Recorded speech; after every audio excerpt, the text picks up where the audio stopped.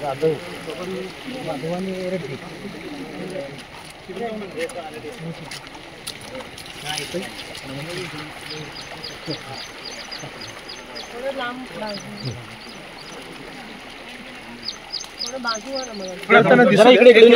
इकडे सरका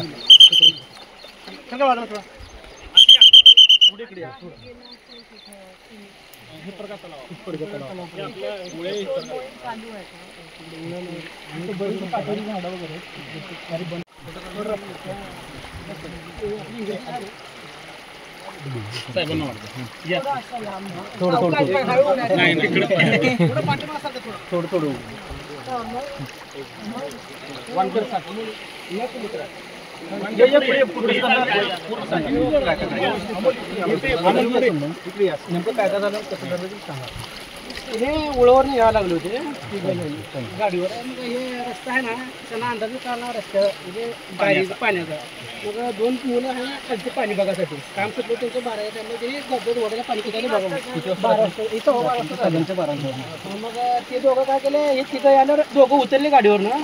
गाडीवर उतरले एकदम गाडी ढकलली जाता. दोघं निम्यापर्यंत चालत गेले. निम्यापर्यंत चालत गेले गाडी ढकलून होता त्या पाण्याच्या पेडमध्ये खाली गेला. मग ती गाडी वळताना ही दोघं बी गेली. वळताना तिघं या गाडीच्या सोबत तिने गेली तिघे पुढे. तर त्या दोघांनी तिथून बघितलं होतं. तर तिने मला फोन लावल्यावर मी घरनं आलो दावा घेऊन आलो थोडं वडीलच वाहून गेले. त्या तिघात आमचा वडील होता.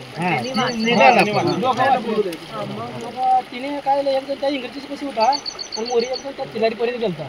मग जिकडे दोघाला उभा केलो तिथून एकाला सोड दोघाला सोड दिलो. तिथून मी इकडे आलो पाण्यातून. मग त्यांना त्या सोडून तिथून जाऊन काढून आलो.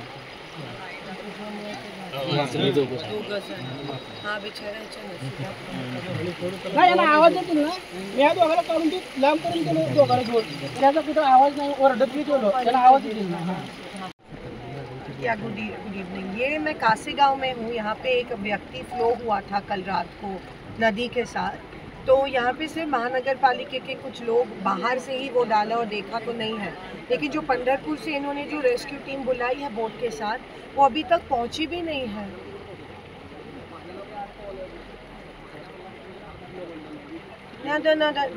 They're taking it a little easy I feel.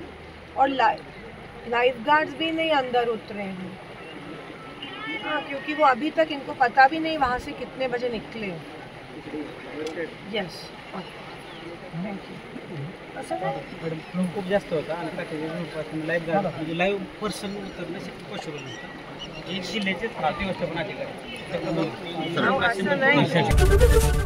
ABP माझा, उघडा डोळे बघा नीट.